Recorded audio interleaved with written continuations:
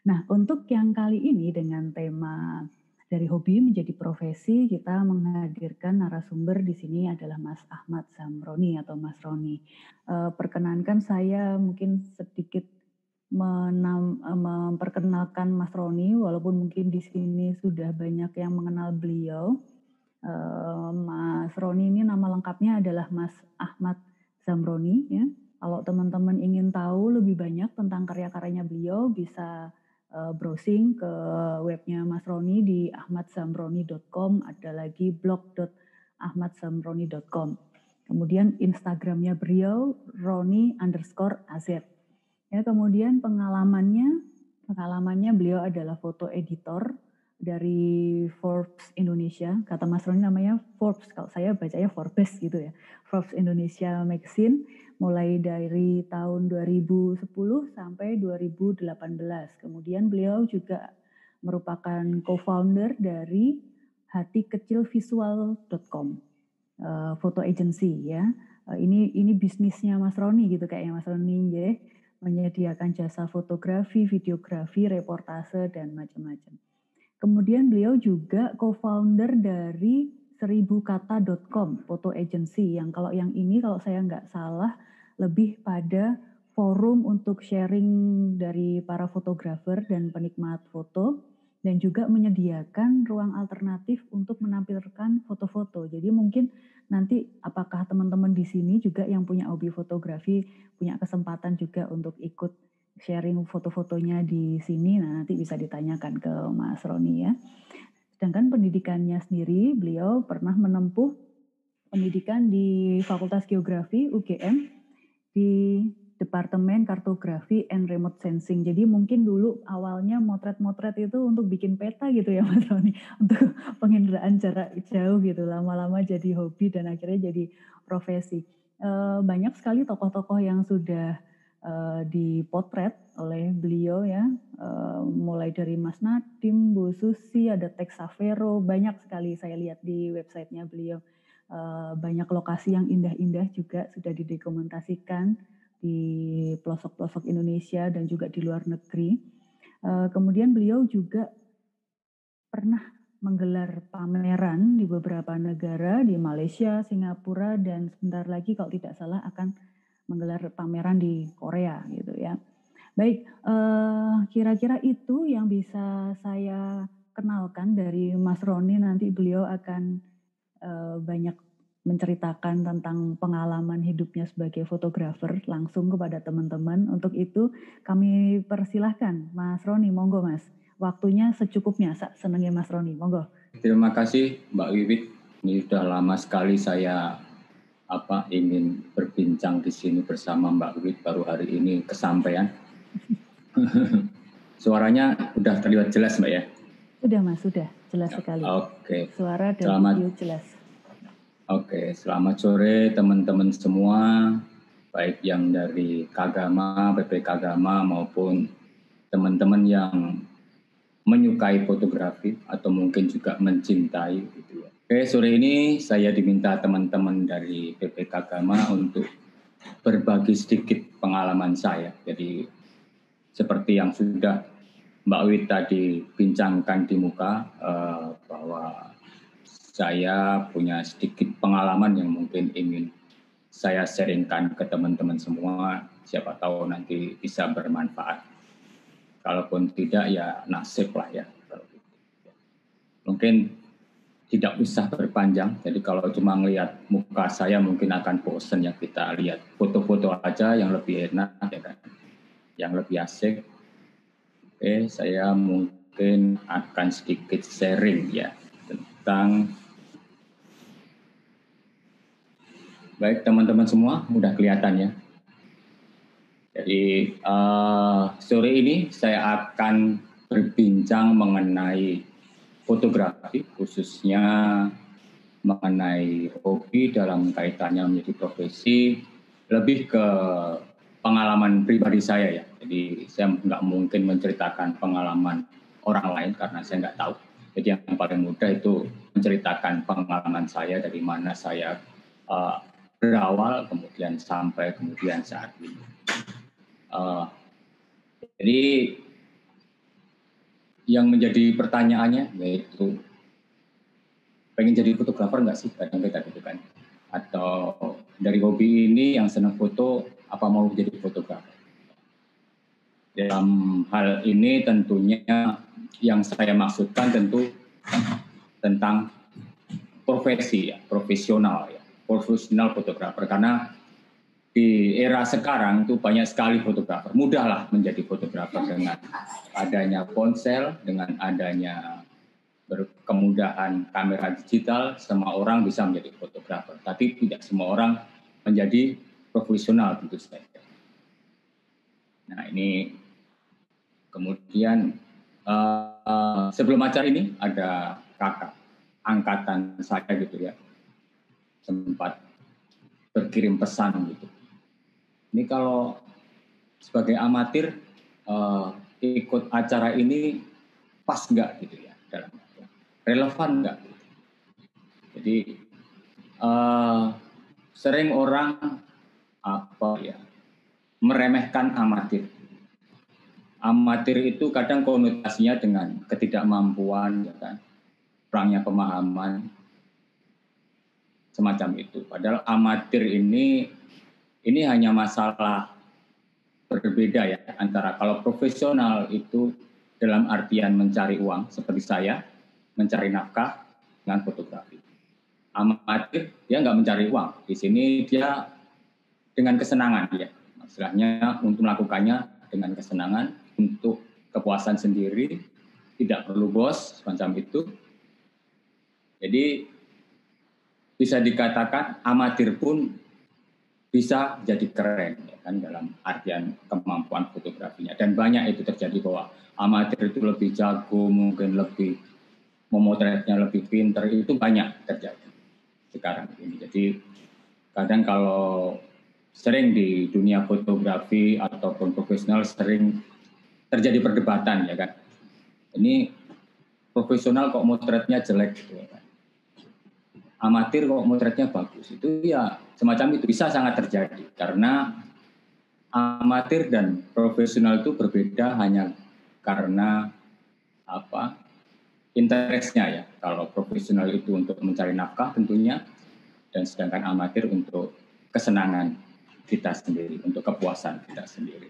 Jadi amatir pun bisa dikatakan bisa menjadi keren, bisa menjadi lebih pintar apabila teman-teman belajar tentu saja. Nah, ini sedikit kita ngomong tentang ini landscape global kita. Jadi semenjak adanya revolusi digital, ya kalau teman-teman rasakan ya 10 tahun terakhir ini aja. Jadi itu sudah merubah landscape banyak hal, termasuk fotografi, termasuk habit kita. Dan kita bisa dikatakan tidak bisa lepas dari sosial media tentu saja. Juga fotografi. Mungkin kalau teman-teman bisa ngitung ya, hari ini sudah berapa foto yang dilihat gitu ya. Mungkin teman-teman sudah lupa gitu ya, berapa foto yang dilihat hari ini. Saking banyaknya gitu. Itulah sosial media. Kemudian kenapa fotografi itu menjadi menarik malahan dengan sosial media ini, karena bagaimanapun konten visual akan jauh lebih menarik daripada tulisan.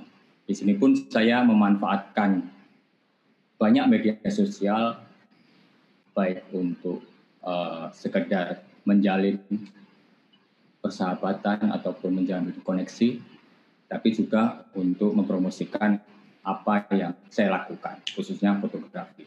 Dan kalau teman-teman ingin memanfaatkan itu secara maksimal, tentu teman-teman harus mengetahui landscape digital ini. Ini landscape digital, bagaimana Indonesia, YouTube, WhatsApp, Facebook, Instagram itu yang terpilih. Jadi kalau teman-teman mau bermain di luar 5 itu atau 4 yang di atas, misalkan mainnya di Tumblr atau Pet itu ya, itu efeknya akan sangat kecil sekali karena pemakai di Indonesia yang terbesar adalah YouTube, WhatsApp, Facebook, dan Instagram. Saya sendiri pun karena saya orang visual, saya fotografer, saya lebih banyak menggunakan Instagram untuk bersosial media. Jadi saya lebih banyak di Instagram daripada misalkan Twitter ya kan, karena Twitter lebih teks dan saya bukan orang teks, jadi lebih nyaman lah di Instagram, di mana kemampuan saya juga terapresiasi. Nah, ngomong-ngomong tentang Instagram, ini teman-teman bisa lihat ini, jadi 1 billion, jadi luar biasa user. Ini 1 billion ini bukan user yang mendaftar Instagram, ini yang benar-benar aktif. Jadi Instagram nggak ngitung yang tidak aktif, jadi mereka yang ngitung yang aktif, yang dikatakan aktif. Jadi ketika teman-teman bermain fotografi, saya bisa berani menyarankan bahwa bermainlah di Instagram. Dan Instagram ini dari pengalaman saya ajaib ya. Di situ teman-teman bisa sharing foto, bisa mungkin juga untuk menjadi sebuah bisnis yang mungkin teman-teman tidak dibayangkan sebelumnya. Ini saya ada di Instagram, saya mempunyai 2 akun di sini. Itu yang akun pertama Nironi_AZ, itu lebih ke buat keseharian saya. Kemudian saya juga membuat 1 akun lagi, ini lebih ke portfolio. Jadi kadang website pun, saya mempunyai website, tapi lebih mudah orang menjangkau saya sekarang ternyata lewat Instagram. Jadi saya memanfaatkan itu. Orang kadang malas untuk browsing ketika nemu di Instagram, kemudian punya portfolio di situ, orang akan cenderung mendatangi ke situ. Nah, cuman masalahnya kita harus mempunyai follower ya, dalam artian mungkin kalau di Facebook istilahnya teman, kalau di sini namanya follower. Ini saya harap teman-teman paham semua lah ya. Instagram mungkin kalau teman-teman yang nggak ngerti beli di mana mungkin bisa tanya ke teman yang lain. Saya anggap teman paham ini. Jadi Instagram ini membutuhkan waktu untuk kita bisa menjadi bermanfaat. Dan ini paling gampang yaitu dilihat dari follower. Dan ini membutuhkan waktu. Di sini visual, konten yang menarik menjadi kunci buat teman-teman untuk bisa menaikkan follower teman-teman. Jadi percuma bisa dikatakan begitu ya. Teman-teman nggak punya follower, tapi rajin posting gitu ya. Jadi ya nggak ada efeknya. Jadi teman-teman mau nggak mau harus mempunyai follower untuk menjadikan efek yang lebih baik. Dan di sini Instagram bisa saya manfaatkan sebagai personal branding ya, membangun reputasi buat saya pribadi, bagaimana kerja saya, bagaimana keseharian saya dengan related dengan profesi saya, semacam itu. Ini saya yang poin ketiga nih, followers take time tentu saja. Jadi teman-teman buat nanti malam tidak mungkin besok pagi sudah 1000-an, itu membutuhkan. Beli bisa gitu ya. Beli follower ada, tapi itu juga percuma karena mereka bukan real people. Jadi bukan, kalau di dalam dunia marketing bukan menjadi market yang real. Kemudian ada kunci yang lain saya sedikit berikan di sini, bahwa untuk membuat follower Anda menjadi banyak, Anda harus reguler ya. Di sini konsisten memposting setidaknya 1 foto sehari. Jadi regularitas ini yang membuat orang jadi melihat Anda. Tapi kalau Anda lama seminggu nggak bikin konten, kemudian atau nggak memotret, nggak mengupdate, mungkin di dunia digital sekarang Anda akan terlupakan. Jadi bukan yang bodoh yang terbilas yang pintar sekarang, tapi yang cepat, yang lambat, yang akan terbilas yang cepat. Semacam itu. Itu revolusi digital sekarang. Kemudian berikutnya, dengan Instagram ini banyak hal yang saya sebenarnya nggak terbayang sebelumnya. Yang pertama mungkin ada semacam, mungkin teman-teman pernah dengar kayak influencer gitu ya, mempromosikan sesuatu, Anda dibayar. Ini dulu saya ketika bermain Instagram nggak kebayang hal-hal semacam itu. Ternyata ada gitu ya, yang membayar saya untuk sekedar mempromosikan acara mereka. effortnya nggak banyak. Anda cuma bisa dikasih foto, Anda cuma disuruh posting, Anda dapat uang, ya, semacam itu. Dan Instagram ini bisa dikatakan mungkin 50% lebih adalah tentang visual. Jadi kemampuan visual ini yang mungkin teman-teman harus asah. Istilahnya Anda amatir pun, Anda tidak berprofesi sebagai fotografer pun, ketika Anda mempunyai kemampuan lebih dalam fotografi, itu sangat bisa mempengaruhi kehidupan Anda di dalam sosial media. Ini saya kasih sedikit contoh kasus ini. Jadi saya menyukai tanaman, bisa dikatakan begitu. Saya senang bertanam. Kemudian saya membuat akun Instagram khusus untuk saya bertanam. Jadi saya reguler memposting foto kegemaran saya bertanam. Mungkin sebagian orang mengatakan pamer, tapi saya lebih di sini lebih memberi kabar, ngabari. Jadi bukan pamer, nih ngabari. Saya membuat menanam hati ini luar biasa juga. Jadi follow ini hanya baru beberapa bulan lah bisa dikatakan gitu. Tapi followernya cepat sekali. Karena apa? Karena memang didukung dengan kemampuan fotografi saya, visual. Awalnya saya nggak kebayang ini menjadi sebuah menghasilkan uang lah dikatakan. Ini hanya kesenangan saya lakukan dengan namanya hobi ya kan, begitu saja. Tapi kemudian banyak pertanyaan dari akun Instagram ini, dan akhirnya yang foto yang sebelumnya tadi saya bisa dikatakan bisa menjual sebuah tanaman yang mungkin dengan harganya mungkin saya sendiri nggak kebayang gitu, kok ya laku gitu ya. Padahal saya cuman jualnya kalau mau ya silakan, kalau enggak ya saya nikmati sendiri kan kayak gitu. Jadi hal-hal semacam ini kadang kita punya peluang tapi kurang bisa memanfaatkannya. Oke, saya mungkin sedikit mau memutar.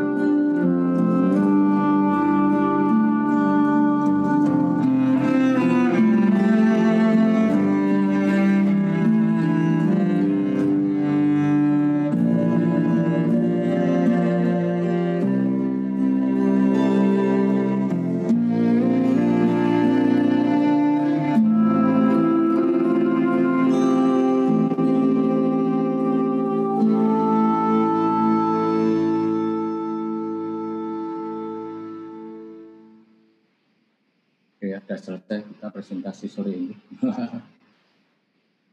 Oke, teman-teman. Jadi tadi ini sedikit melompat ya kan. Jadi dari tadi kita ngomong apa yang ada sekarang sosial media. Kemudian itu tadi salah satu hasil kerja saya sebagai profesional. Jadi saya mau masuk ke tadi bahwa saya tadi sudah disinggung oleh teman-teman juga sebelumnya. Saya memulai mengenal fotografi sejak bangku SMA. Kebetulan ada ekskul fotografi di tempat saya sekolah di SMA 8 Yogyakarta, ada ekskul fotografi. Saya belajar di situ masih sebatas hobi karena juga saya tidak mempunyai kamera waktu itu. Saya banyak menggunakan kamera sekolah dan juga kamera dari teman-teman yang sudah punya sebelumnya.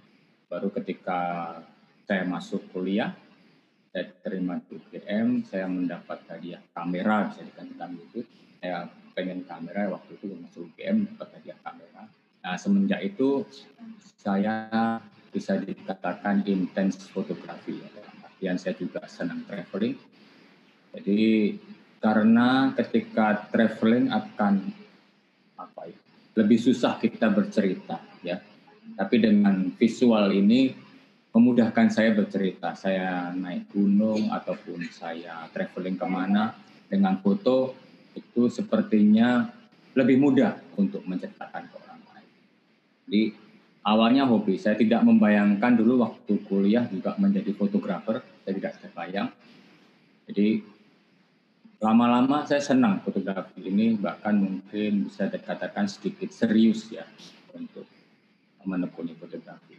Dan kebetulan waktu itu ada ketika lulus kuliah, lowongan pertama yang saya lihat yaitu ya kompas.com ini. Jadi lowongannya sebagai fotografer, kemudian saya mencoba dan di sana itu sebagai katakan awal karir saya secara profesional ya kan. Jadi sebagai fotojurnalis bisa dikatakan itu. Jadi fotografer bukan komersial, bukan fotografer wedding atau semacam itu, lebih ke fotojurnalis menjadi bagian dari tugas kewartawanan. Ini cukup lama di situ dari Kompas, kemudian saya pindah ke AFP atau apa ini, biro agensi news dari Prancis yang berkantor di Jakarta. Kemudian saya cukup lama di majalah Forbes. Nah, di sini saya nanti teman-teman akan lihat beberapa berbeda lah. Yang tadi itu news yang breaking news yang kita sering lihat di koran maupun di mana kita sebagai wartawan biasanya ketika ada kejadian gitu harus cepat ya kan, harus cepat ke lokasi mengambil gambar dan mengirimnya ke kantor, tugas kewartawanan semacam itu. Kemudian Forbes ini agak berbeda karena di majalah ekonomi jadi lebih bulanan, jadi lebih bisa dikatakan lebih santai lah ya, dan kebanyakan merupakan foto-foto potret ya kan. Kemudian saya membuat 1000 kata bersama teman-teman fotojurnalis lainnya di sini. Jadi kalau teman-teman yang belum tahu 1000 kata, ini lebih banyak merupakan tempat kita sharing ya kan. Jadi kita mengajak teman-teman yang profesional ataupun yang kita anggap tahu lebih banyak tentang fotografi untuk membuat artikel di sini. Dengan website ini akan lebih mudah ya kan, karena lebih murah ya dan menjangkau banyak orang harapannya gitu. Jadi ini semacam apa ya, kita merasa sudah hidup dari fotografi, kemudian kita mencoba untuk membuat ini sehingga teman-teman bisa lebih memahami fotografi. Kemudian berikutnya saya membuat juga agensi. Hati Kecil Visual ini lebih ke bisnis ya kan, lebih ke bisnis saya di sini. Jadi setelah lepas dari Forbes, kemudian saya memulai bisnis ini fotografi. Jadi sekarang bisa dikatakan saya berada di dua kaki, yaitu editorial. Editorial itu berhubungan dengan publikasi media-media itu, dan juga saya menggarap komersial, entah itu corporate produk dan sebagainya. Jadi bisa dikatakan saya bisa cukup mengerti di dunia kedua dunia itu.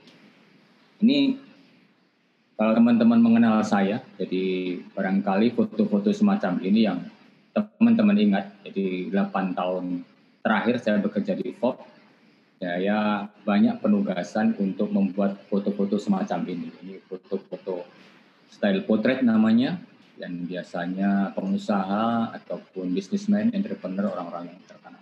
Mungkin dari teman-teman sudah cukup paham dengan muka-muka beliau. Jadi kalau teman-teman makan apa itu namanya Garuda Food dan sebagainya itu ya, untuk makan kacang banyak-banyak itu yang akan kaya orang ini ya.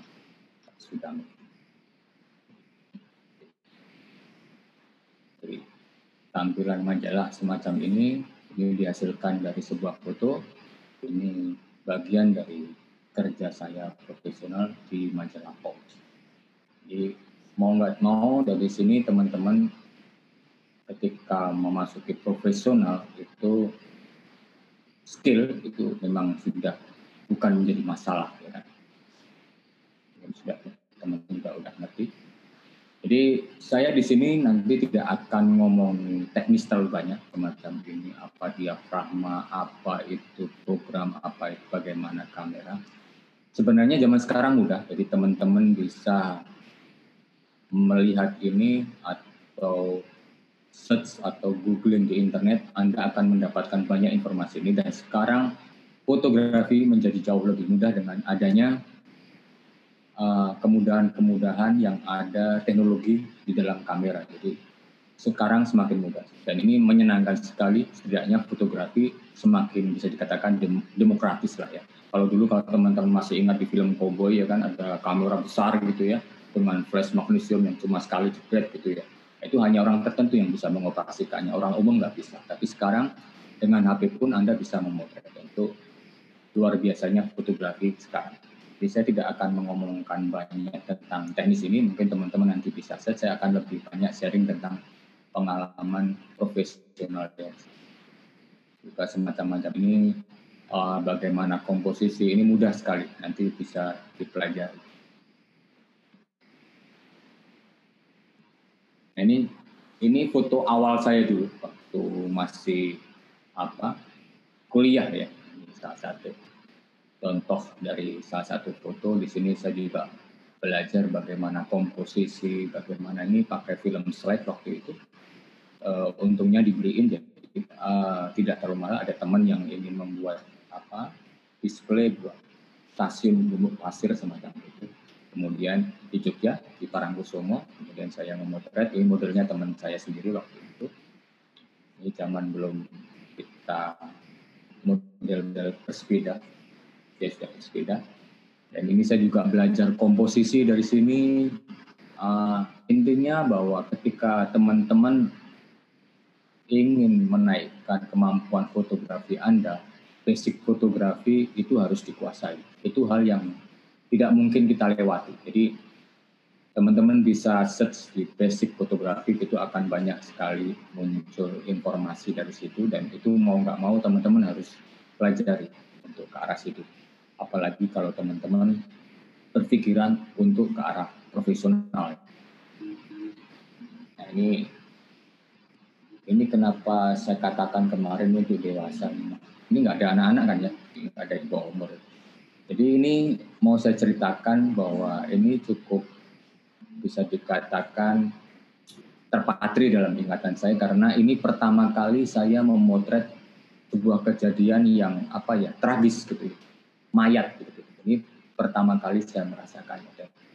Itu tidak mudah ketika Anda pertama kali melakukan hal sesuatu yang baru. Jadi mungkin 10 menit, 15 menit pertama saya motretnya itu kayak forensik ya kan. Jadi motretnya cuma tangan kececer gitu yang sebenarnya tidak cukup etis ditampilkan di sebuah media. Tapi saya kemudian beradaptasi dengan lingkungan, namanya juga baru pertama kali, akhirnya saya bisa mendokumentasikan dengan baik. Dan ini ketika Anda ngomongin ke profesional ke arah fotojurnalis, ya mau nggak mau hal-hal semacam ini harus kita lihat dan kita lalui. Dan ini sebagai tanggung jawab kita sebagai seorang fotojurnalis. Juga saya harus ke jalan-jalan. Ini ceritanya, ini toilet ya, toilet kalau teman-teman yang lama gitu, itu kereta api itu sangat kumal, nggak kayak sekarang ya. Ini kereta ekonomi, ini story-nya tentang mudik ya kan. Kalau waktu itu kalau ketika mudik ada kereta namanya Satu Jagat ya. Ekonomi yang paling murah bisa nggak bayar. Jadi mereka berjubel masuk, saking penuhnya lewat pintu nggak bisa, dia masuknya lewat jendela toilet ya. Bayangin jendela toilet itu kecil sekali. Itu orang maksa masuk nggak tahu di dalamnya dia ngapain gitu. Mungkin pegangan temennya mungkin ya, tapi nggak mungkin kalau nggak ada temennya karena itu sangat dalam sekali ke bawahnya. Ketika banjir begitu ya, ya mau nggak mau rumah kita juga kebanjiran, tapi mau nggak mau kita harus juga mencari berita. Akhirnya kita juga mencari tempat-tempat yang basah, ya, semacam ini, ke tempat pengungsian, mencari objek-objek yang dalam tanda kutip menarik untuk diceritakan. Dan hal-hal semacam ini, hal visual ini yang bisa membangkitkan empati orang. Mungkin teman-teman kemudian habis itu menggalang pendanaan dan sebagainya gara-gara hanya foto semacam foto itu. Jadi itu menariknya dari tugas-tugas jurnalistik. Setidaknya walaupun mungkin secara penghasilan tidak lah banyak, kayak mungkin banker atau sebagainya atau mining, tapi ada sesuatu hal yang kita dapat kepuasan semacam itu. Kita juga semacam memberikan sesuatu kepada kalau teman-teman merasakan, saya pikir kalau teman-teman pernah di Jogja merasakan gempa yang cukup dahsyat, ini di daerah Jogja, jadi waktu itu gempa cukup hebat sehingga meluluh lantahkan sebagian Yogyakarta. Jadi kalau mungkin teman-teman di sini menggalang dana ataupun menggalang bantuan, sibuk kerja sosial sebagai seorang fotografer, lain lagi dia harus mencari berita. Dalam hal ini adalah foto, karena bukan saya sebagai fotografer, saya mencari foto-foto yang tidak sekedar hanya bagus ya kan. Bagus tidak cukup dalam foto jurnalistik, harus benar-benar bisa membangkitkan empati dan sebagainya. Jadi saya berputar-putar Jogja, tempat bisa dikatakan nggak sempat mendatangi banyak teman yang terkena ini karena tugas semacam itu. Mau apa dikatakan. Juga sebagai fotojurnalis tentunya saya dituntut untuk bisa banyak hal. Jadi nggak cuma sekedar motret pemandangan ataupun memotret makanan, tapi juga apapun yang menjadi tugasannya, apapun yang menjadi sesuatu yang punya nilai berita. Semacam olahraga di sini ya, yang sebelah kanan itu Taufik Ismail, Taufik Hidayat kok Taufik Ismail. Jadi Hidayat ini waktu itu baru top-topnya, jadi ini saya foto dari atas, jadi di Istora Senayan itu ada semacam spot yang cukup menarik buat kita foto jurnalis, kita cukup hafal, jadi kita harus memanjat, kemudian pakai di instalasi lampu itu kita dari atas. Karena suatu kejadian berikutnya ini teman dari ketika mau motret ini ada tutup lensanya jatuh ke tengah lapangan, tutup gitu, langsung kontak berhenti semua pertandingan gitu ya. Menjadi masalah ini salah satu.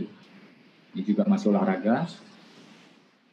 Mungkin teman-teman bisa dilihat bahwa tidak sekedar mendokumentasikan ya kan, tidak sekedar memotret, tapi benar-benar menciptakan atau membuat foto yang yang harus luar biasa, jangan biasa-biasa. Itu memang sebagai tuntutan profesional. Ini publikasi pertama saya di internasional, bisa dikatakan. Di Herald Tribun, ini ceritanya tentang Ramadan pertama, jadi sholat tarawih pertama, jadi isunya tentang memasuki bulan Ramadan, dan di sini bisa tampil. Jadi ini cukup cukup bergengsi ya bagi kita yang bekerja fotografer kemudian tampil di front stage, apalagi sebuah media yang cukup terkenal. Dan ini berkaitan dengan exposure. Jadi saya ini tahun 2007 di sini ya, 2007 pertama. Kemudian 2007, 4 tahun berikutnya ini saya ikutkan atau diundang oleh Nikon Asia untuk dipamerkan. Jadi kita kadang nggak mengerti ya, apa yang akan terjadi di foto kita ke depan. Ya. Jadi tugas fotografer pokoknya membuat foto itu semenarik mungkin. Kadang kita nggak tahu apa ini akan laku atau apa, dan ternyata dari Nikon Asia tertarik untuk memamerkan ini. Kemudian ini 4 tahun berikutnya. Jadi berikutnya ini baru saja 2009 dari hari yang sama.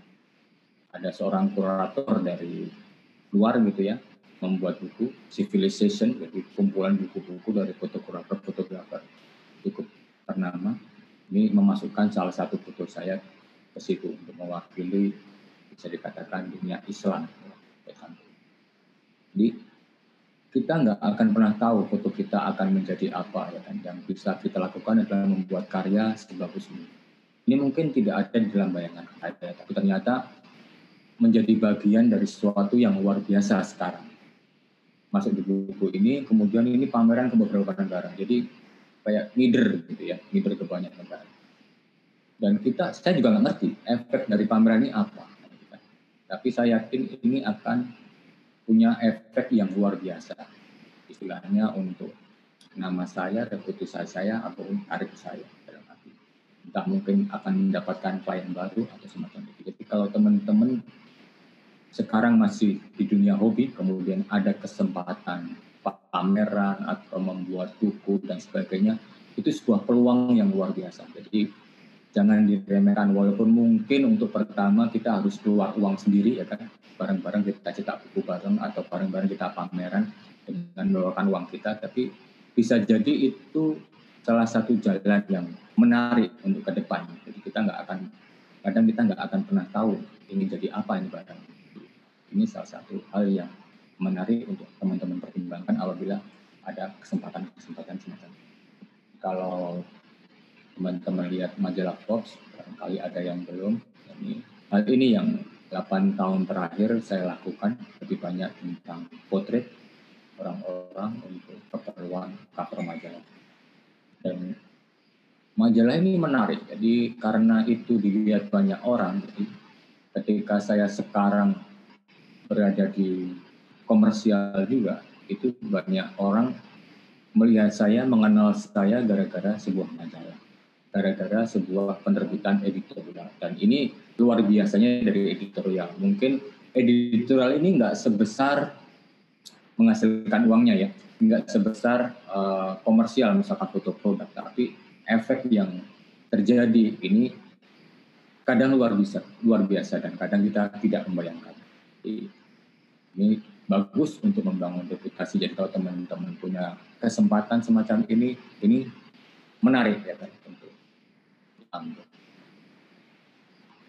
Memang kalau tadi ngomong disaster ya kan, ngomong bencana gitu agak pilu gitu ya, tapi ada kalanya juga menyenangkan. Jadi di tugas editorial ini kadang semacam ini jalan-jalan ya kan, menjadi sebuah cerita di tempat-tempat yang indah. Ini ya kita tahu semua orang suka traveling tentu saja. Jadi kita bisa memanfaatkan ini sebagai sebuah cara bercerita kita, cara kita bertutur dengan gambar-gambar di sini, sehingga kita bisa sampaikan kepada orang lain. Ini namanya foto story, kalau dalam foto jurnalistik namanya foto story, foto yang terdiri dari banyak gambar yang poinnya ya kayak orang bercerita lah, kayak orang membuat cerpen lah gitu. Jadi bukan satu foto selesai, tapi ada beberapa cerita yang kita rangkai lewat gambar. Ini juga ini pertama mungkin terkesan mudah, tapi sulit membuat foto semacam ini lebih bukan masalah teknis. Jadi yang teman-teman hadapi sebagai profesional kadang bukan masalah teknis lagi, bukan masalah berapa bukaan saya harus saya ambil, bagaimana cahayanya nanti, tapi lebih banyak mengenai mengarahkan mereka ya. Jadi bagaimana kita men-treatment mereka ya. Ini orang-orang yang bisa dikatakan orang-orang penting ya, nggak ada orang-orang yang ecek-ecek ataupun kaleng-kaleng. Jadi ini orang-orang penting, orang-orang CEO dari perusahaan-perusahaannya, bagaimana men-treatment mereka di mana waktu kita sempit ya kan. Mereka nggak bisa berlama-lama, nggak bisa setengah jam. Ini cuma sekitar 10 menit mereka duduk. Jadi di mana caranya teman-teman memikirkan hal itu. Jadi teknis otomatis harus teman-teman lampaui. Jadi selesai lah untuk urusan teknis. Jadi ketika profesional Anda harus punya konsentrasi. Ketika Anda masih memikir teknis, Anda tidak punya kesempatan untuk mengatur mereka, bagaimana mereka duduk, bagaimana mereka tersenyum dan sebagainya. Ini kerja fotografer juga di sini. Jadi nggak cuma sekedar memencet tombol, tapi mengarahkan bagaimana mereka duduknya nanti. Itu sudah ada sebelum foto ini diciptakan. Jadi soal teknis, spesifik fotografi mau nggak mau harus Anda pelajari. Entah Anda sebagai mau jadi amatir maupun profesional, ketika ingin memotret bagus, basic fotografi adalah hal yang harus. Ini masih tugas-tugas editorial, kadang menyenangkan juga. Jadi ketika teman-teman punya reputasi yang bagus, kadang kita diberikan sebuah penugasan. Jadi penugasan itu semacam semacam job yang dibayar gitu. Jadi teman-teman ini di aman jiwa ya, di Borobudur. Jadi teman-teman udah nggak perlu dibayarin, bayar kerja Anda di tempat yang enak. Jadi kalau hal semacam ini enak lah sebagai fotografer, kita melihat hal semacam ini. Jadi lebih asik lah kita, memang tempatnya memang udah asik, kita membuat foto ya wajar lah istilahnya. Ketika fotonya bagus, ini hal yang wajar karena memang tempatnya juga sudah menarik. Kemudian ketika saya lepas memutuskan dari Fox, kemudian saya memasuki dunia komersial karena saya merasa mungkin ada kejenuhan ya. Saya harus membuat sesuatu yang intinya poinnya ya mungkin saya belajar udah cukup, kemudian saya harus membuat sesuatu untuk diri saya sendiri, yaitu membuat sebuah perusahaan atau semacam company kecil-kecil. Jadi saya masuk ke dunia komersial dan karena memang bisa dikatakan ketika ngomongin bisnis fotografi, kita sebagai profesional, Anda adalah bisnis, maka komersial ini yang bisa dikatakan banyak uangnya. Saya tidak melakukan pre-wedding itu saya tidak melakukan, wedding juga nggak melakukan. Saya lebih nyaman melakukan komersial corporate ini lebih ke kalau pre-wedding itu kan misalkan teman-teman meminta saya mau terlibat pre-wedding itu kan uangnya uang teman-teman gitu ya, jadi nggak enak itu uang pribadi. Kalau ini kan uang perusahaan, jadi lebih walaupun yang ngasih kerjaan teman gitu ya, tapi ini uangnya perusahaan, jadi lebih enak aja kayak semacam ini komersial, di memotret pabrik begitu untuk keperluan intern mereka. Jadi kadang mereka membutuhkan sentuhan dari fotografer untuk lebih membuat foto itu lebih menarik. Dan mungkin mereka punya fotografer saya kira, tapi mungkin dengan meng-hire fotografer mungkin fotonya akan jauh lebih menarik. Dan ini tantangan dari seorang profesional, harus membuat foto yang kira-kira memang orang lain nggak bisa buat gitu. Jadi itu kita harus men-challenge kita bagaimana kita membuat foto. Itu juga tentang tambang gas gitu ya. Jadi cukup lama saya mengerjakan ini setiap tahun gitu. Jadi sampai sudah hafal gitu tempat-tempatnya. Dan semacam ini, jadi kita memanfaatkan kemampuan kita dalam fotografi, entah itu pencahayaan, entah itu komposisi menjadi gambar yang menarik. sehingga perusahaan itu mendapat image yang menarik. Ini tugas-tugas dari fotografer itu membuat image yang memang bermanfaat buat perusahaan itu. Jadi bukan sesuatu yang negatif tapi bersifat positif ya kan. Sampai ini masih ini gudang garam ya. Pelabuhan Indonesia salah satu pelabuhan.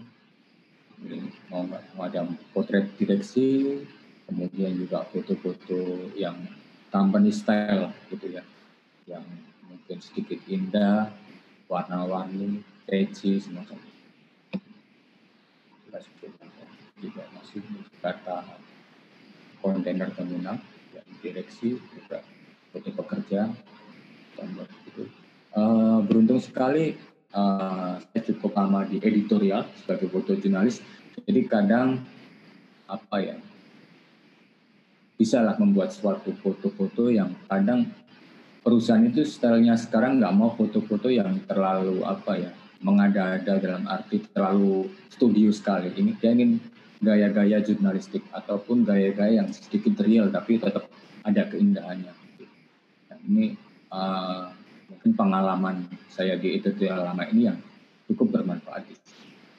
Semacam ini corporate tapi stylenya masih ada sedikit berbau editorial ya. Jadi enggak cuma sekedar berdiri berpose tapi punya suatu nuansa lainnya, artistik ya kan. Dari kalau teman-teman lihat sebelah foto sebelah kanan itu ya kan, lantainya enggak beraturan ya di situ. Jadi kalau ya ini yang menjadi tugas, kadang tidak semua fotografer bisa meyakinkan bahwa berantakan itu menarik ya kan. Nah ini di sini kemampuan teman-teman masalah konsep itu menjadi ujian ya kan, untuk menjelaskan bahwa ini menarik. Nah, jadi nggak biasa, jadi bahwa berantakan itu juga bisa jadi artistik. Ini foto yang terakhir, Sinta Laura untuk perusahaan minggu lalu, untuk perusahaan fashion dari Jepang.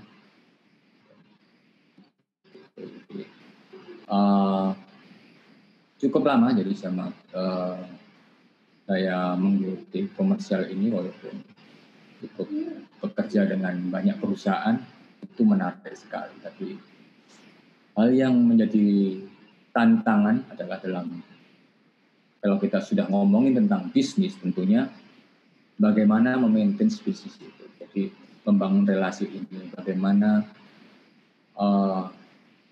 membuat klien Anda happy, ini yang jauh lebih sulit daripada sekedar teknis fotografi itu sendiri. Jadi kalau teknis fotografi, ketika Anda punya budget, Anda bisa nyewa asisten yang keren, misalkan memang fotografer gitu ya. Tapi masalah memaintain ataupun apa istilahnya membuat klien happy, ya ini tugas seorang bisnismen di sini. Ketika Anda menjadi profesional, maka Anda adalah bisnismen. Nah, ini sedikit harus berbeda. Pemikiran Anda harus berbeda, nggak sekedar masalah teknis fotografi, tapi bagaimana memaintain klien Anda. Klien Anda adalah bos. Jadi bedanya amatir tadi, bahwa amatir tidak punya bos, ya kan? Dia bekerja untuk diri sendiri, untuk kesenangan sendiri. Sedangkan profesional, maka Anda di bisnismen.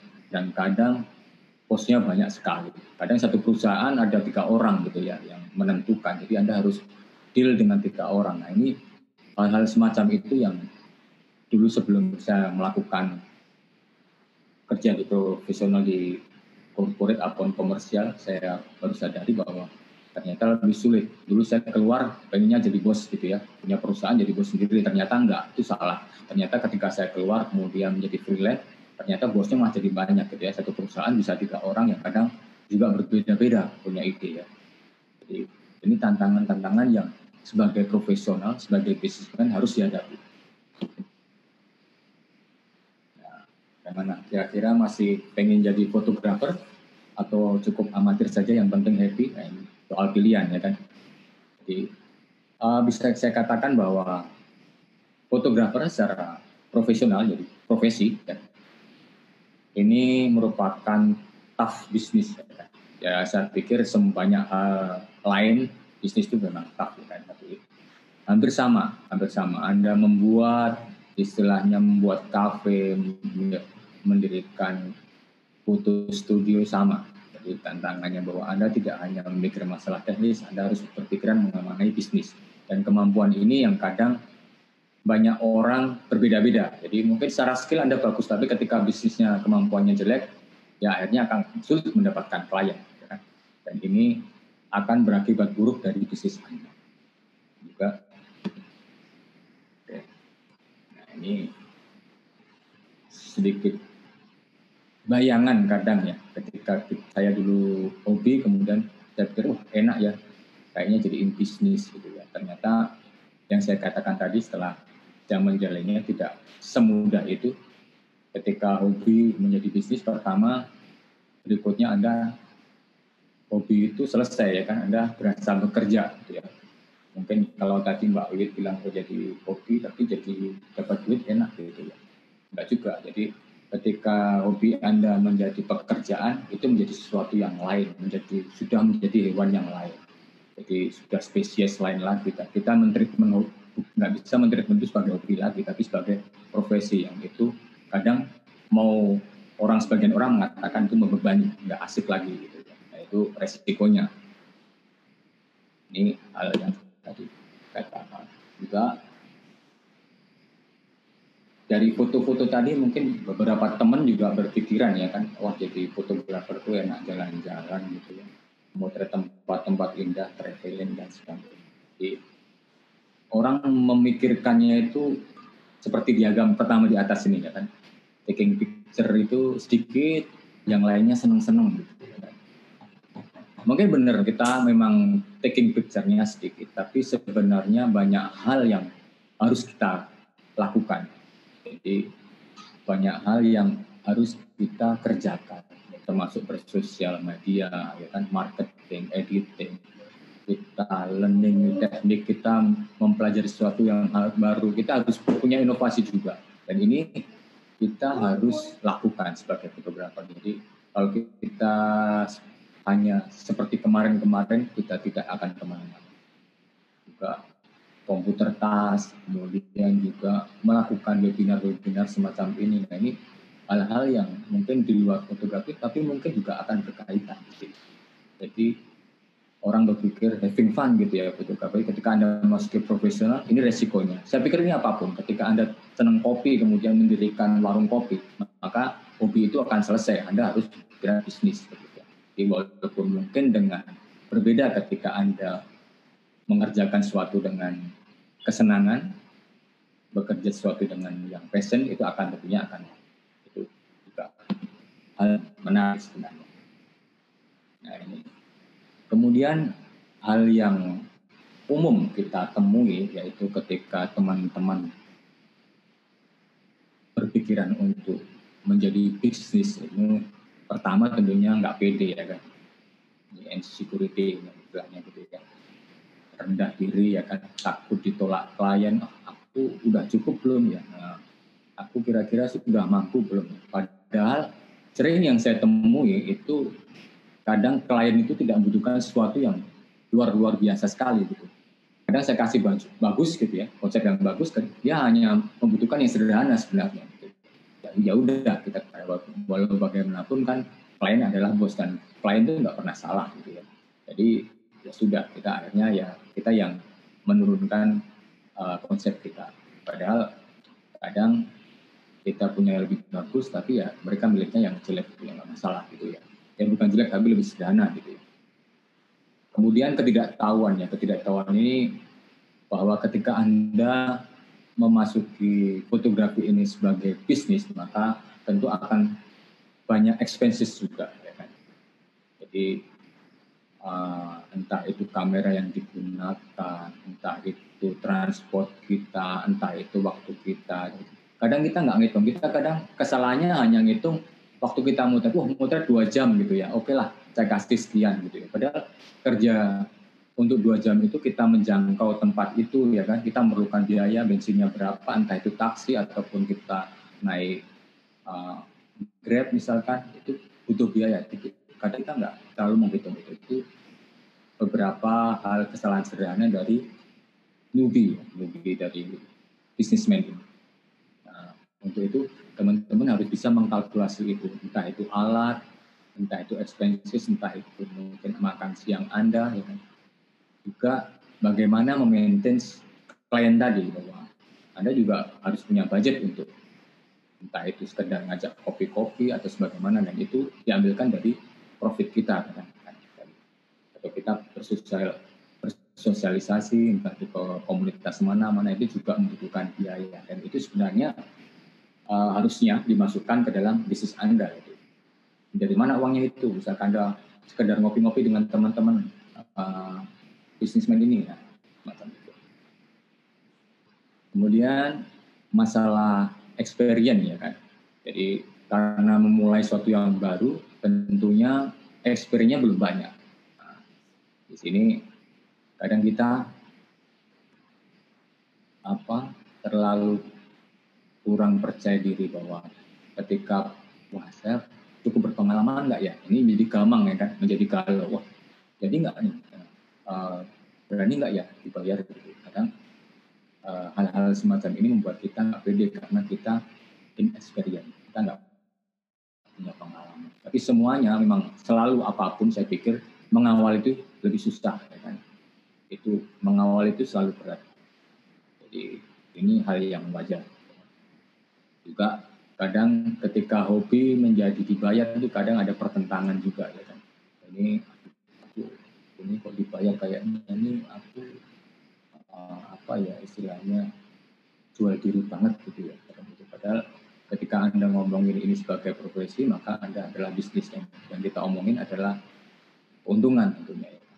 Dan di sini ketika ketidakpengalaman itu sering juga menjadi makanan empuk buat calon klien Anda. Jadi Anda dianggap tidak inexperience, tidak berpengalaman, Anda ditawar murah, semacam itu. Kamu kan baru istilahnya masih kuliah, gitu kan. Masih paling murah lah, gitu kan. Kadang juga banyak klien, misalkan PR ataupun orang-orang yang humas-humas ataupun mereka yang sering memakai jasa fotografer, pakai mahasiswa aja paling murah, gitu kan, kayak gitu.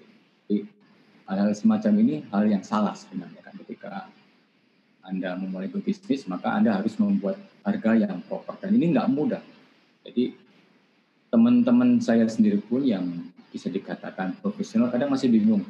Ini dikasih harga segini berani nggak ya? Nah, dia masih dengan menghargai diri atau menentukan harga buat dirinya, jadi nilai ya. Ya sehari dibayar berapa gitu. Kadang masih mikir gitu. Nah, ini harusnya udah ketika Anda punya keinginan ini menjadi sebuah bisnis, maka Anda harus punya pemikiran itu. Terus istilahnya, oh ya, kalau kerja semacam ini berarti sekian. Kalau kerja semacam ini berbeda, ini sekian. Jadi harus punya hitung-hitungan itu. Jadi kalau takutnya ketika teman-teman berlomba-lomba murah gitu ya, ini kayak ilustrasi yang kanan ini, Anda memasuki kapal yang siap tenggelam, jadi bareng-bareng gitu. Jadi mungkin Anda murah, tapi akhirnya itu menenggelamkan semua dari kita. Jadi katakan gitu, ketika saya punya pengalaman, ada teman yang mengatakan bahwa poinnya pokoknya jangan mematikan rezeki orang lain. Jadi, barangkali saya nggak mau murah dalam artian kadang Mas ini fotografer yang B ini lebih murah gitu ya. Ya sudah Mbak, pakai aja yang fotografer B, nggak masalah, itu rezeki ya. Jadi bukannya saya terus kasih murah kemudian biar dia nggak dapat job, juga hal yang itu kita pikirkan. Jadi mungkin tadi perlu membuat Anda berpikir ulang, jadi ketika sedikit gambaran profesional semacam itu. Nah, ini kalau teman-teman masih pengen jadi fotografer, itu menarik sekali. Tapi memang kan pekerjaan yang mudah tentunya. Saya pikir juga bisnis apapun lah ya, nggak ada sesuatu yang mudah. Ini sedikit gambaran. Ini tidak ada jeleknya Anda menjadi amatir, menjadi seorang amatir, juga amatir di sini hobis tadi, kemudian menjadi seorang profesional. Ini, menurut pandangan saya ini sama-sama keren, sedikit agak berbeda. Ketika hobis Anda image maker, sedangkan profesional ini yang saya katakan tadi bahwa Anda business owner, seorang entrepreneur, ya kan. Jadi ada hal yang jauh berbeda. Hobis pun bisa sangat mungkin menjadi keren, ya kan. Kalau teman-teman ingin mengejar kerennya, bisa sangat mungkin. Ini salah satu hal yang mungkin bisa saya sharekan bahwa pertama Anda bikin project, personal project, ya kan? Entah itu. Kadang kita nggak tahu bikin personal project itu jadinya apa, entah itu pameran, entah itu nggak masalah. Itu bisa kita pikirkan kemudian. Kadang kita melakukan sesuatu, kadang nggak kepikiran endingnya kayak apa. Tapi ketika Anda bisa bikin personal project, Anda akan menjadi fokus ya, lebih bermanfaat lah istilahnya. Ingin memproject dokumentasi tentang A gitu kan. Kemudian menjadi hobis itu prioritasnya adalah kepuasan diri. Jadi Anda tidak perlu memuaskan orang lain. Ini asiknya jadi hobis kayak gini. Jadi Anda yang dilihat sendiri aja, yang orang lain itu ya terserah gitu ya kan. Misalkan ada klien nggak suka ya nggak salah, ini cuma hobi kok gitu kan. Jadi uang bukan tujuan utama, tapi kepuasan hati ya kan. Ketika hati puas, menyenangkan atau menyentuh, ya itu sudah luar biasa. Dan hal yang menarik dari hobis yaitu kebebasannya. Ya. Ini kadang tidak dimiliki oleh profesional.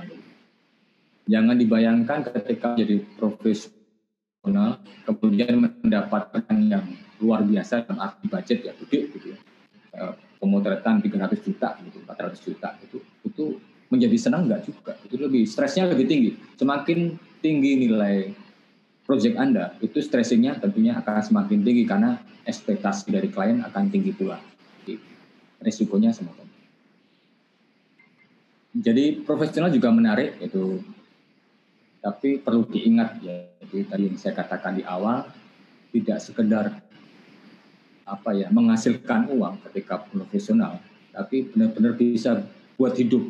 Jadi hidup itu macam-macam. Jadi hidup itu ya kadang kita wisata ya kan, kadang kita traveling ya kan, kadang kita kongko-kongko bareng temen ya kan, kadang kita harus pergi tanaman ya kan. Jadi tidak sekedar cukup untuk berbayar saja, tapi benar-benar bisa membuat living ya. Ketika sakit bagaimana. Ini yang harus dipikirkan ketika Anda benar-benar memikirkan menjadi sebuah profesi.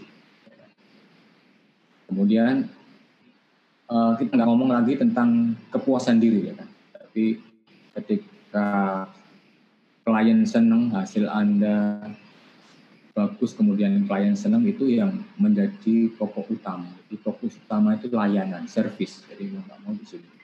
Klien harus Anda sebagai bos, klien itu jarang salah, ya kan? Nggak bisa disalahkan, dia minta apa ya udah kita, ketika udah deal ya udah kita lakukan. Ketika kita bisa menservis klien dengan baik, ini bisa jadi akan semakin banyak pekerjaan yang Anda dapatkan hanya dari satu orang. Ya. Karena ya sama dengan bisnis lain, ketika mungkin dari perusahaan dia sendiri ataupun mungkin dia bercerita ke orang lain, remote marketing kan istilahnya ya. Jadi teman-teman jadi punya pekerjaan lain lagi atau proyek tambahan lagi ketika Anda berhasil menservis satu orang klien dengan baik. Nah, kemudian yang saya singgung sebelumnya bahwa Anda harus mengetahui harga Anda, nilai Anda ya kan. Nah, ini nggak sepele ini. Ini kadang yang profesional pun mikir ini cocok nggak ya dengan pekerjaan begini, nilainya sekian, saya dapat sekian ya kan. Nah, ini butuh hitung-hitungan dan ini nggak bisa dibayar ya matematika. Anda harus ngitung gitu ya. Benar pengeluarannya kayak apa, expenses-nya apa aja, harus benar-benar Ya, oke, saya kira sementara segitu dulu Mbak Wiwit dan teman-teman, takutnya nih jadi bosen ya kan. Ini udah panjang banget, ini udah berapa 2 jam saya ngomongnya, nggak kerasa. Udah hampir 3 jam Mas. Masya Allah, makanya saya kok garing banget gitu. Enggak. Saya kira itu semoga apa yang sedikit ini Mbak Wiwit bisa bermanfaat buat teman-teman. Mungkin nanti kita bisa lanjutkan dengan sesi apa ya, bincang-bincang lah. Kalau nggak ada tanya jawab, bincang-bincang lebih santai, mungkin lebih komunikatif lagi dengan teman-teman. Begitu Mbak Wiwit, saya kembalikan ke Mbak Wiwit. Terima kasih semuanya. Matur suwun sangat Mas Roni.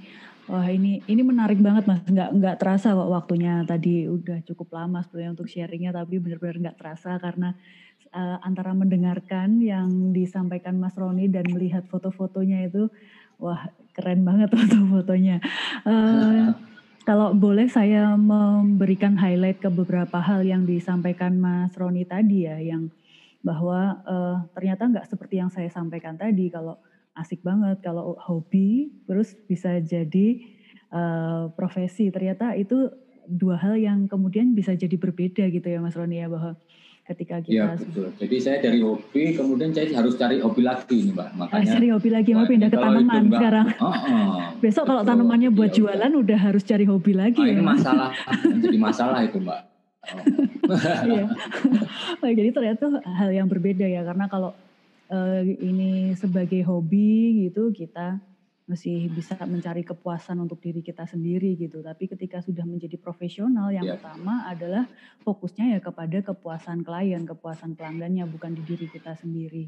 Kemudian ini tadi tipsnya yang saya catat dari Mas Roni ya. Sekarang mungkin kalau teman-teman ini buat semuanya, baik yang amatir maupun yang pro, sekarang banyak media sosial, bisa dipilih yang paling sesuai dengan kebutuhan teman-teman. Yang penting adalah teman-teman melakukan posting itu dengan konsisten dan juga cepat, karena yang akan survive di dunia digital ini adalah yang konsisten dan cepat begitu.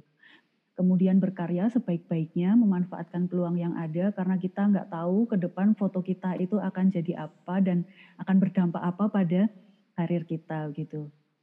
Kemudian ketika kita akan menjadi profesional, ya ketika kita akan menjadi profesional, kita nggak bisa hanya mengandalkan kemampuan teknis aja, tapi kemampuan bisnisnya juga harus terus ditingkatkan, karena ya disitulah rohnya. Ketika menjadi profesional maka Anda akan menjadi seorang bisnismen, kira-kira begitu ya.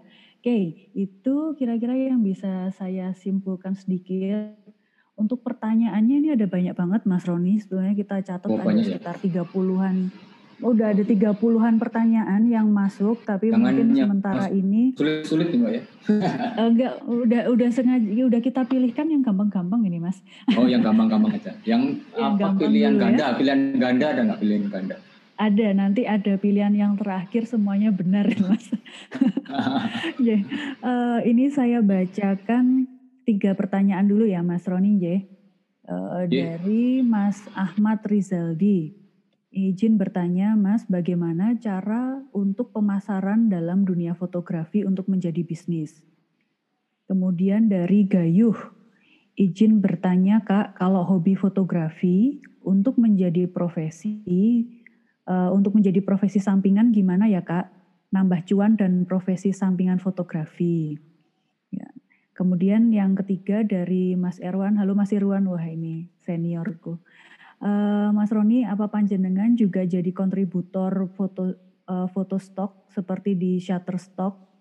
Apakah jadi kontributor semacam itu bisa menjadi sandaran hidup alias bisa disebut profesional juga? Bagi dong tipsnya biar laris. Monggo Mas Roni.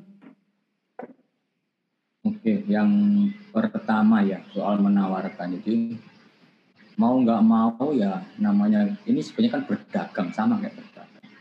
Jadi bagaimana teman-teman menawarkan ini yang akan membuat dagangan Anda lah. Jadi mau nggak mau Anda harus menawarkan, jadi nggak bisa menunggu ya kan.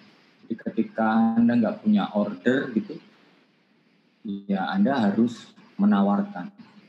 Ketika Anda nggak punya barang, Anda harus pulaan. Waktu pulaannya bahasa Inggrisnya apa pulaan? Anda harus punya stok barang lah istilahnya begitu. Apa yang mau didagangkan. Jadi ketika Anda punya toko nggak ada barangnya, bagaimana orang mau membeli? Semacam itu. Jadi mau nggak mau, saya katakan bahwa Anda harus menawarkan. Banyak cara menawarkan, mungkin dengan sekarang lebih mudah ya daripada zaman awal saya dulu melakukan ini. Jadi sekarang ini lebih ada banyak sosial media, Anda bisa memulai dari situ. Sekarang orang juga lebih apa ya? Zaman dulu, zaman saya ya, zaman awal-awal itu orang di email itu belum tentu balas gitu ya. Orang sekarang itu Anda WA aja itu bisa balas gitu. Ini kelebihannya sekarang. Orang sekarang lebih apa ya? Internet savvy ya, lebih mudah dijangkau lah. Lebih mudah dijangkau daripada orang-orang lama gitu ya. Walaupun orang itu sudah tua tapi karena sudah beradaptasi akhirnya mereka sudah biasa dengan WA, dengan email dan sebagainya. Kadang tapi tetap kalau saya boleh sarankan apa ya etika ya ketika Anda berbisnis, ketika menghormati privasi orang lain. Saya jarang menggunakan WA sebagai bisnis ya untuk mengenalkan diri dan sebagainya. Saya lebih senang walaupun nggak dijawab saya memakai email ya kan, itu lebih apa ya, lebih formal. Dan dengan WA itu kan kadang beberapa orang ini privasi mereka ya kan. Saya nawarin apa kadang sebel ya kan. Teman-teman merasa sebel lah ketika Anda tawarin apa dengan SMS gitu kan. Ada rasa itu kan. Jadi spamming gitu ya. Jadi saya lebih cenderung memakai email di sini, lebih hal-hal semacam itu lebih enak lah. Jadi ketika Anda sudah dianggap spam, nah ini agak repot. Kemudian ketika Anda harus tahu ya kan, orang ini masalah networking ya kan, bisnis ini. Jadi Anda harus tahu orang-orang mana yang istilahnya kalau di dunia multi level marketing itu yang layak di prospek gitu ya. Jadi nggak semua orang itu bisa memberikan pekerjaan Anda. Tapi Anda juga jangan meremehkan teman-teman. Misalkan teman-teman di sini nih, ini mungkin bukan orang-orang decision maker yang memberi pekerjaan pada Anda, tapi siapa tahu ya kan teman-teman Anda itu yang akan beri pekerjaan. Jadi mau nggak mau networking itu penting sekali. Jadi membuat Anda mudah dijangkau, Anda juga mengenalkan. Sosial media manfaatkan dengan baik. Sekarang banyak hal yang lebih mudah. Ini sebuah peluang ya kan. Apalagi sosial media itu gratis ya kan. Instagram, Facebook dan sebagainya itu tinggal bagaimana Anda memainkan ini. Tapi ya tadi teman ya jangan dianggap teman, jangan dianggap market ya. Jadi ya istilahnya ya jangan terlalu tutulan banget lah gimana caranya gitu. Dan lebih halus. Kalau dalam dunia bisnis ada istilahnya soft marketing ya kan. Jadi tidak terlalu brutal gitu ya. Jual ini gitu kan. Wah, ini terlalu brutal gitu. Beberapa orang nggak senang melihat kayak gitu, jualan itu udah orang sudah antipati dulu. Tapi ketika Anda bisa soft selling ya kan, bercerita tentang foto gitu ya. Padahal Anda fotografer, pengen di-hire, pengen dikontrak gitu kan, semacam itu. Ini yang pertama. Kemudian yang kedua dari Mas Gayuh gitu. Mas Gayuh ini, Gayuh teman saya bukan. Kalau Gayuh teman saya itu gagang uyuh gitu ya. Nakal gitu. Mencari sampingan sekarang itu mudah tadi. Saya katakan kasus Instagram aja. Jadi Anda seorang humas, Anda mungkin seorang banker gitu ya kan. Dengan sosial media itu bisa terjadi. Misalkan Anda banker senang Ferrari gitu ya, Anda posting foto-foto Ferrari. Bisa jadi Anda jualan Ferrari gitu. Ya, akhirnya ya kan. Jadi hal-hal semacam itu menjadi mudah sekarang, di mana kayak sosial media itu nggak berbayar, gratis, semua orang bisa jualan di situ. Cuma tinggal kita bagaimana pintar-pintar kita memainkan itu. Dan gambar itu kadang lebih lebih soft ya. Kita nggak usah ngomongin jualan, tapi ketika itu menarik dan orang membutuhkan, akhirnya akan datang ke kita atau mengkontak kita atau japri kita. atau bisa DM kita, PM kita kayak itu ketika sampingan. Kemudian yang ketiga apa tadi Mbak ya? Lupa ya. Saya ingatannya rapuh ya. Ya, yang ketiga itu Mas, yang apa namanya, kontributor untuk foto stok. Apakah untuk kontributor kayak gitu bisa jadi sandaran hidup gitu? Jadi foto stok, jadi jualan foto.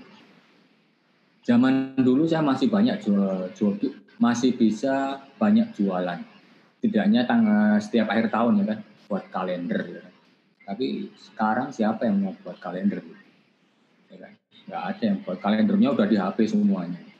Jadi dari pengalaman saya juga menjual stok foto itu lebih ke apa ya? Iseng-iseng berhadiah ataupun ya sampingan tadi. Jadi bisnis model fotografer ini banyak. Nah, ini hanya salah satu yang mungkin revenue-nya itu enggak lebih dari 10% saya kira. Jadi bisnis model revenue terbanyak ya yang dari klien, kemudian kita mendapat project dan sebagainya itu yang lebih banyak. Jadi tapi saya juga tidak menafikan itu. Jadi tapi ada juga saya masang foto untuk dijual, tapi sekedarnya untuk sekedar apa ya? Tidak terlalu banget, tidak terlalu sekali. Dan kalau saya hitung berapa foto yang laku dijual gitu ya, cara orang beli gitu ya, mungkin saya masih bisa ngitung selama mungkin saya dari 2002 saya kerja di sini, mungkin berapa tahun? Berarti 18 tahun ya. Saya masih bisa ngitung foto saya yang ngejual. Itu bisa dibayangkan betapa sedikitnya ya kan. Saya mungkin setiap hari memotret ya kan. Apalagi zaman sekarang motret satu objek aja mungkin bisa 20 frame ya kan. Yang laku itu mungkin masih bisa saya hitung. Itu menggambarkan betapa minimnya hal itu. Tapi itu tetap uang gitu ya. Jadi tetap bisa menjadi pendapatan. Tapi kalau dijadikan sandaran utama itu sangat berat sekali tentunya. Jadi itu sebagai bonus aja lah gitu ya. Kayak gitu. Jadi macam juga kayak menjadi buzzer atau influencer di sosial media, misalkan mengiklankan acara dan sebagainya. Itu kalau buat sandaran berat ya kan. Tapi itu sebagai bonus saja, kita udah main seneng gitu kan, dapat uang gitu kan, ya uang buat ngopi-ngopi lah ya, buat seneng-seneng, buat beli tanaman ya. Jadi hal-hal semacam itu yang bisa teman-teman jadi ya sedikit set story-nya itu. Jadi agak paradoks ya, kita fotografer membuat foto tapi fotonya itu sebenarnya nggak laku gitu.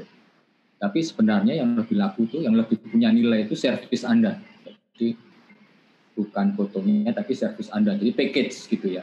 Walaupun hasilnya tetap foto, tapi ketika Anda jual eceran, kali istilahnya eceran ya kan, kayak jual ya ketengan lah, itu tidak seberapa. Jadi kalau apalagi zaman sekarang itu teman-teman yang di sini itu semuanya bisa memotret, bisa dibayangkan. Kalau semuanya ini menjual foto, nah ini bisa dibayangkan saingan lah istilahnya itu ya. Berapa banyak foto yang akan mereka pilih dan Anda hanya berapa persen dari mereka. Gitu. Foto yang sama mengenai foto cewek pakai masker gitu kan. Ada klien butuh foto cewek pakai masker. Yang memotret itu berapa orang? Sekarang semua orang memotret. Jadi Anda harus punya lebih dari itu, tidak sekedar hal yang kebanyakan, yang harus lebih spesifik. Jadi semacam itu kira-kira Mbak Wit dan teman-teman. Matur suwun Mas Roni, kita lanjut ya. Semoga nggak tambah bingung gitu. Oh enggak, ini saya rasa tadi mencerahkan sekali. Kita lanjut ke 3 pertanyaan. 3 pertanyaan selanjutnya. Iya. Padahal mendung saya Jogja hutan Mas. Ini sudah mendung. Pertanyaan selanjutnya dari Miss Bahul Ade Yasis. Izin bertanya Mas Roni, mungkin pasti ada titik jenuh kita dalam berbagai bidang. Nah, ingin saya tanyakan ke Mas Roni, bagaimana supaya kita tetap tekun padahal kita jenuh gitu. Pertanyaan yang pertama. Kemudian yang selanjutnya dari Ashari Sutrisno, izin bertanya, 1, setelah sebagai hobi, berapa tahun kemudian menjadi profesi? Kemudian yang kedua, apa saja yang menjadi kendala dan masalah untuk menjalani profesi ini? Dari Mas Ashari di Sleman. Kemudian yang ketiga dari Mas Deden, ya support buat semua fotonya Bang, semuanya keren. Boleh tahu apakah genre harus kita dalami atau genre bebas kita jalankan? Soalnya saya pelaku fotografi dan videographer wedding. Mohon pencerahannya. Monggo Mas Roni.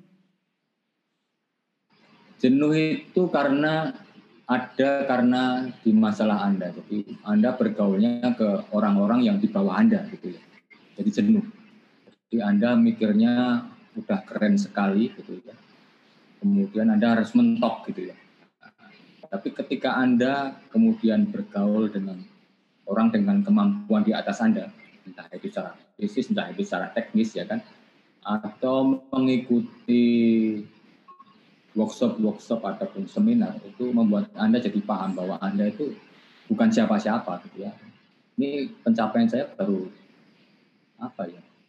Ternyata yang saya bayangkan, ternyata saya masih duduk. Nah ini hal-hal kayak gitu tuh yang gampangnya membuat Anda tidak jenuh.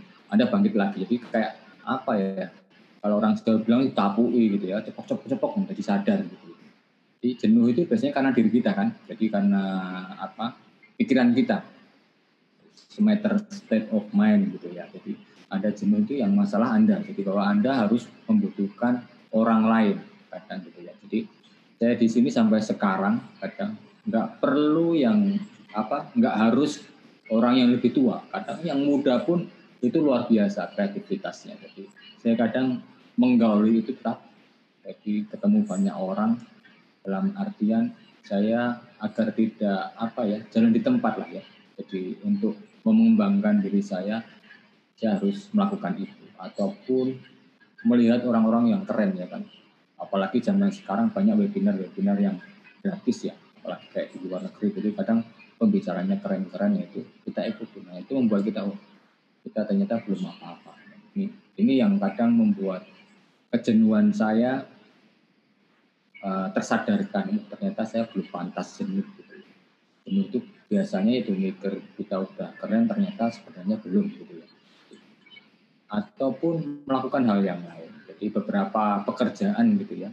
Jadi misalkan wedding gitu ya, kadang dapat uang oke, menarik nih, mungkin banyak sekali wedding.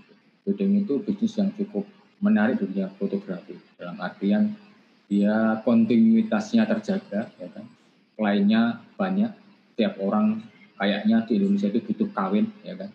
Jadi selalu ada yang kawin itu. Jadi wedding itu menarik sekali. Tapi kadang pemainnya jenuh ya kan, karena motornya itu terus. Ya. Makanya saya katakan tadi, biar nggak jenuh, Anda harus melakukan sesuatu yang lain, membuat proyek pribadi yang membuat Anda senang, apa itu, membuat foto proyek pribadi, apapun itu. Di situ Anda akan sedikit membuat Anda bisa mengikis kejenuhan itu. Kemudian yang kedua tadi genre gitu ya. Yang ketiga ini ya. Yang kedua tadi Pak, genre dulu saya jawab. Ketika profesional kita udah nggak bisa ngomong masalah genre. Poinnya ketika Anda atau klien Anda meminta sesuatu A, Anda bisa melayani itu. Jadi sudah genre itu udah lewat harusnya ya. Harusnya genre itu kayak saya gitu ya, saya pelajari semuanya. Ketika saya muter landscape harus bagaimana saya pelajari. Kemudian apa genre misalkan street fotografi ketika itu ya saya jalani gitu kan. Udah. Tapi ketika klien meminta A, B, C atau X, Y, Z gitu, saya bisa melayani itu. Itu poin dari bisnis ya kan, memberikan service. Jadi saya ulangi bahwa genre itu baik masih dalam tataran kita belajar ya kan, untuk memudahkan kita belajar. Jadi kalau pelajaran ini ada sub bidang apa-apa ini memudahkan aja. Kategori itu hanya untuk memudahkan kita untuk belajar metodologinya gitu ya, urutannya. Jadi tapi setelah itu ya akhirnya kita kadang mengcombine. Jadi satu pekerjaan itu muatannya mungkin 5 genre, 6 genre kayak gitu semacam. Jadi masalah lamanya itu ya itu masih nggak ada sesuatu yang rumus pasti ya, itu ya. Jadi mungkin saja saya ikut webinar ini, belum bisa motret, tapi saya sudah berencana untuk menjadikan profesi besok pagi, bisa mungkin gitu kan. Jadi itu tergantung Anda ya kan. Jadi, ketika Anda memang merencanakan itu cepat, Anda bisa mempercepat itu, dan mungkin kalau ingin cepat ya belajarnya harus cepat-cepat juga gitu ya kan. Jadi masalah waktu nggak ada rumus pasti. Jadi ini lebih ke kesiapan Anda. Dan kalau ngomongin siap nggak siap itu selalu cenderung kita apapun itu cenderung nggak siap. Jadi nggak pede lah ya. Ini udah oke belum ya siap. Jadi biasanya sesiap apapun Anda bersiap itu sebenarnya Anda nggak siap. Tapi mau nggak mau kita harus melakukan. Dan banyak hal secara praktis ya saya lakukan. Saya belajar drone gitu ya, gampangannya gitu. Itu awalnya saya nggak bisa, tapi karena ada orderan, ya kan? Ada orderan yang membutuhkan drone, akhirnya saya beli drone itu, saya belajar ya kan, seminggu belajar rewer mabur gitu, nah, akhirnya jadi bisa. Gitu. Jadi itu hal yang mungkin jamak ya di dunia profesional ya. Mungkin Anda seorang konsultan pembuat jembatan gitu ya, ada klien membuat jembatan X misalkan, Anda belum pernah nih, akhirnya Anda belajar cepet-cepet ya kan, apa nih browsing apa, tanya-tanya ya, oh bisa gitu ya, akhirnya kayak gitu.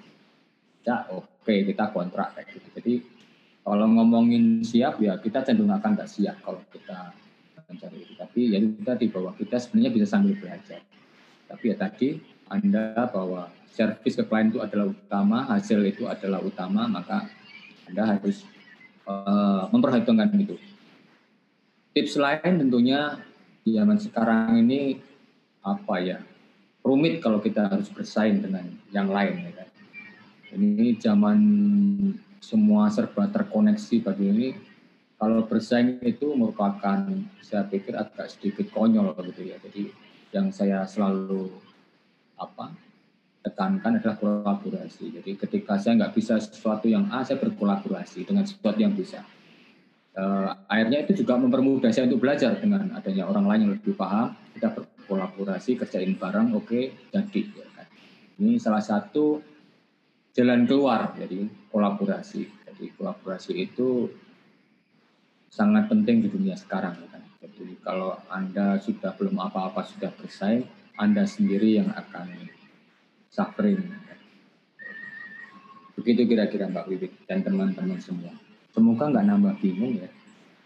Kalau bingung kalau bingung nanti tanya lagi. Ini mungkin 5 menit terakhir Mas, dua pertanyaan siap. Saling berkaitan ya. Dari Mas Iwan Aris Setiadi. Dalam post editing apa saja yang baik dilakukan atau sebaiknya dihindari? Kemudian dari Mas Yanuar Priambodo, izin bertanya tipsnya Mas Roni untuk editing yang baik dan rekomendasi media editingnya apa? Matur suwun. Post editing ini tetap disesuaikan, ini nggak ada rumus pasti. Ini disesuaikan dengan output yang diharapkan. Jadi kalau Anda di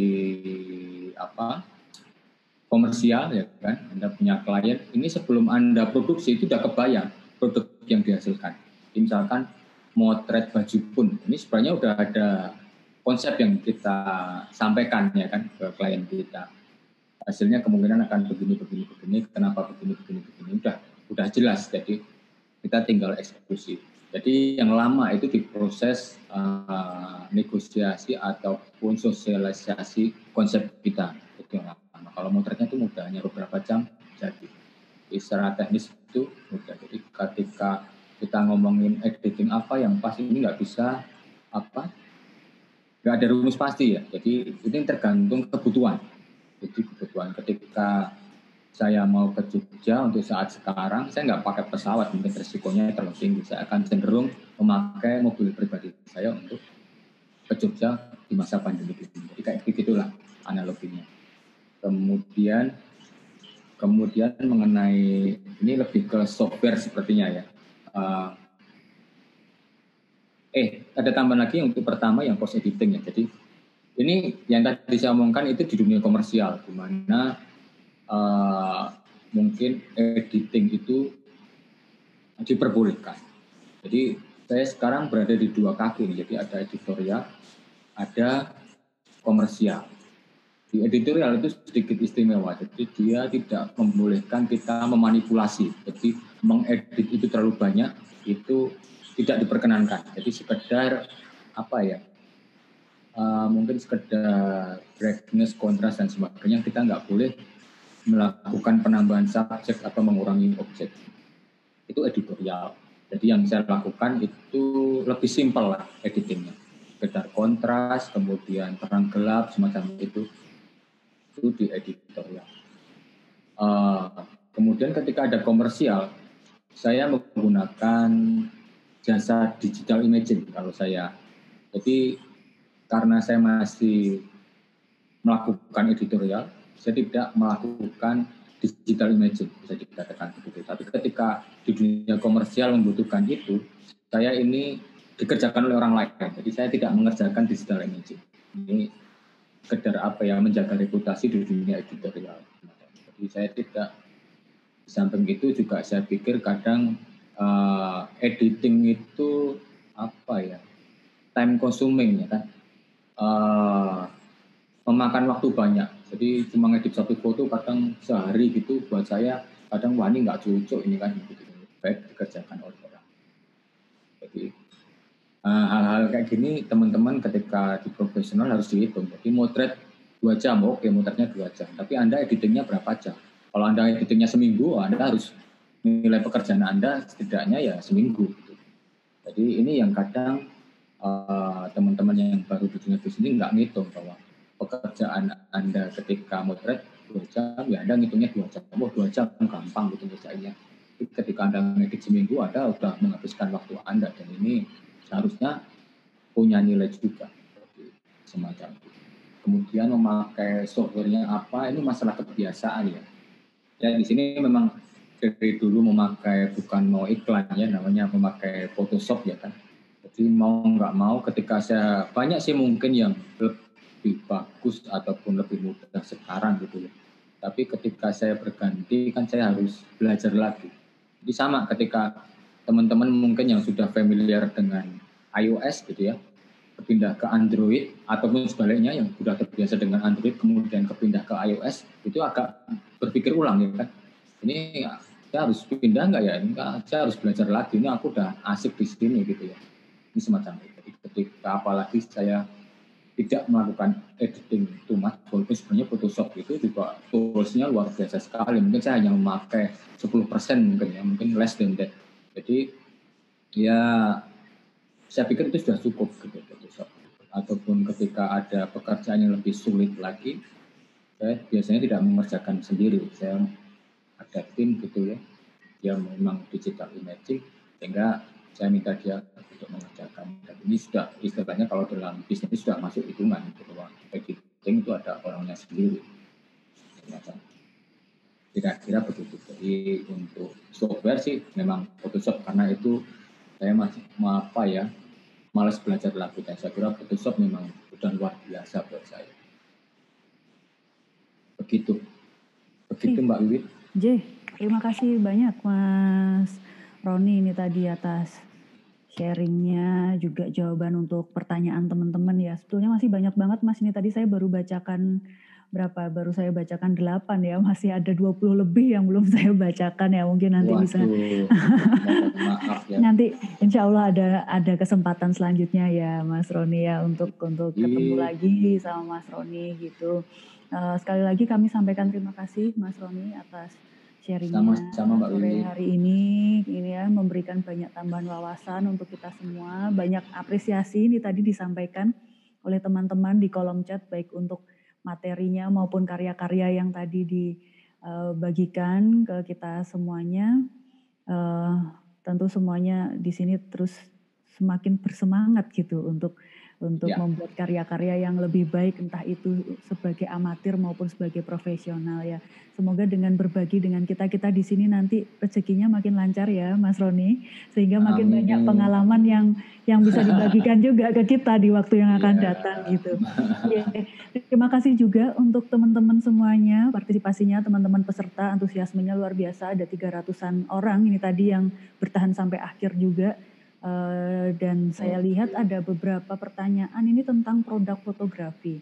Mungkin ini bisa untuk jadi masukan untuk next topic gitu ya, yang nantinya bisa mendukung juga teman-teman yang ingin berjualan terutama melalui media sosial. Mungkin seperti itu. Terima kasih sekali lagi saya sampaikan untuk Mas Roni dan teman-teman semuanya. Saya selaku moderator mohon maaf kalau ada kata-kata yang kurang berkenan. Sampai jumpa dalam webinar Kagama selanjutnya. Selamat menikmati akhir pekan. Jangan lupa untuk terus mematuhi protokol kesehatan, untuk melindungi diri kita dan orang-orang tercinta di sekitar kita. Selamat sore teman-teman semuanya. Salam sehat selalu. Wassalamualaikum warahmatullahi wabarakatuh.